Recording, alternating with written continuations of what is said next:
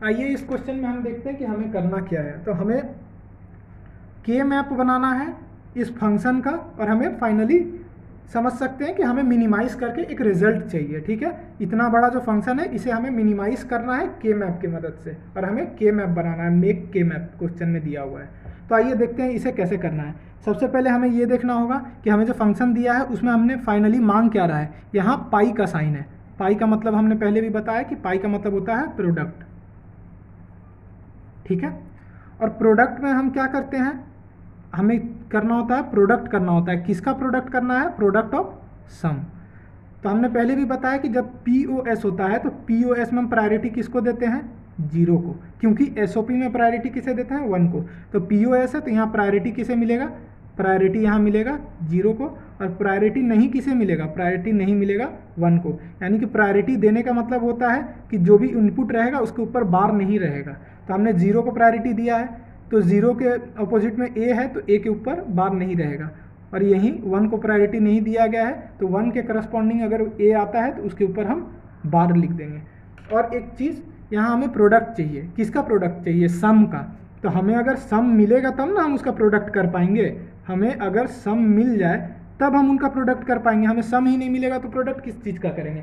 तो हमें इनपुट के रूप में क्या चाहिए? सम चाहिए। तो हमारा इधर 2 वेरिएबल है AB, इधर 2 वेरिएबल है CD, तो इधर हमें AB किस रूप में चाहिए? सम के रूप में चाहिए। क्या कि ये एक तरह से इनपुट है। ठीक है, ये सब हमारा एक तरह से इनपुट है। तो देखते हैं कैसे लिखेंगे। A प्लस बी लिख देते हैं, A plus B, A plus B, A plus B.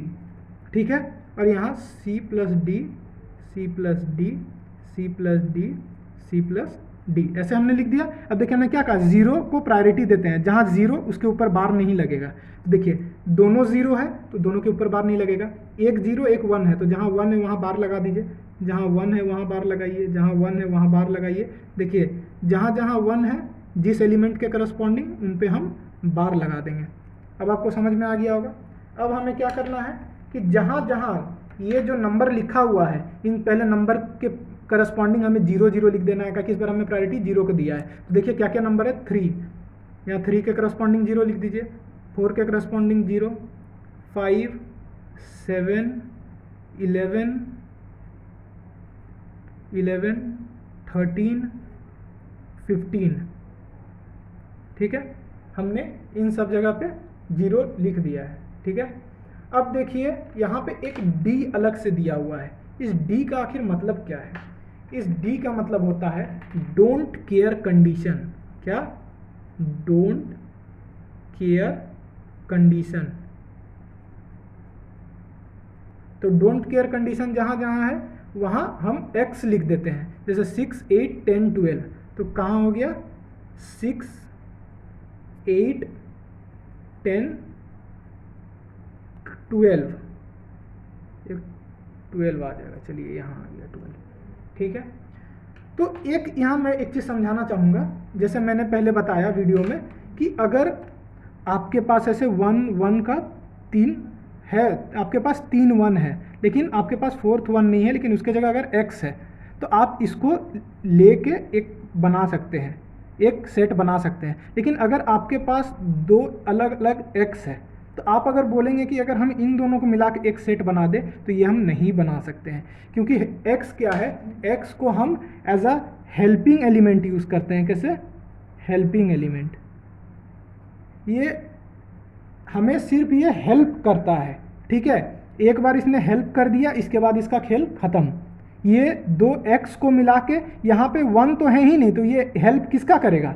ये किसी का हेल्प नहीं कर सकता है। लेकिन यहाँ पे 3 1 ऑलरेडी मौजूद है, तब जाके यहाँ हेल्प किया जा सकता है।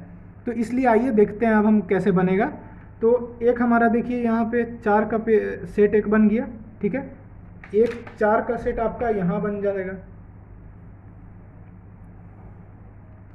और बाकी देख लीजिए। और बाकी एक और चीज़ हमें देखना होगा, जो खाली बॉक्सेस छूट गया है वहाँ 1 भर देते हैं। क्यों?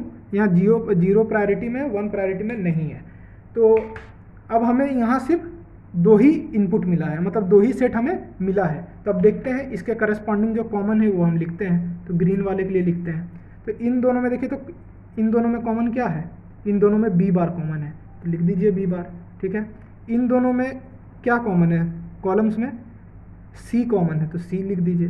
तो हमें कैसे लिखना है, हमें प्लस में लिखना है। काहे, हमें प्लस में, हमारा देखिए इनपुट प्लस में है तो ये हम प्लस में ही लिखेंगे, लेकिन फाइनली हम आउटपुट जो हमारा आएगा वो हम उसको प्रोडक्ट करके लिख देंगे। तो हम ग्रीन वाले के लिए लिख दिए, क्या कॉमन था, बी बार कॉमन था ग्रीन वाले के लिए, और यहाँ सी कॉमन था तो हमने बी बार प्लस सी लिख दिया।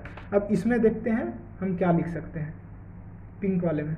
तो पिंक वाले में देखिएगा हमें सी बार और डी बार कॉमन मिल रहा है, ठीक है, तो सी बार प्लस डी बार हमने लिख दिया, ठीक है। लेकिन आप देखिए कि हमें रोज में कुछ भी कॉमन नहीं मिल रहा है। क्या आपको किसी में 4 ए दिख रहा है, या फिर 4 ए बार दिख रहा है, या 4 बी बार दिख रहा है, या 4 बी दिख रहा है? नहीं दिख रहा है। 2 ए 2 बी, 2 ए बार 2 बी बार, लेकिन हमें 4 होना चाहिए क्योंकि हमारे पास 4 जीरोस है। देखिए इन चारों के लिए सेम होना चाहिए, तो हमें फाइनली यही मिला आउटपुट में, ठीक है। तो अब हमें क्या चाहिए, हमें यहाँ देखिए साइन दिया हुआ है किसका, यहाँ हमें पाई का साइन दिया हुआ है, तो हमें पाई का साइन दिया हुआ है, तो हमें फाइनली प्रोडक्ट के रूप में आंसर चाहिए। तो हमने फाइनल रिजल्ट को y से डिनोट कर दिया। तो हमारा जो जैसे b बार प्लस सी आया है, इसको हमने एक ब्रैकेट में ले लिया, और दूसरा हमारा जो c बार d आया है, c बार प्लस d बार, इसे हमने एक ब्रैकेट में ले लिया। अब इन दोनों का प्रोडक्ट कर दिया, तो यही हमारा रिजल्ट हो गया फाइनल। देख लीजिए हमारा रिजल्ट क्या है, product of sum, we have done the product of sums. तो ये हमारा POS हो गया, यही हमारा फाइनल आंसर भी हो गया। Thank you.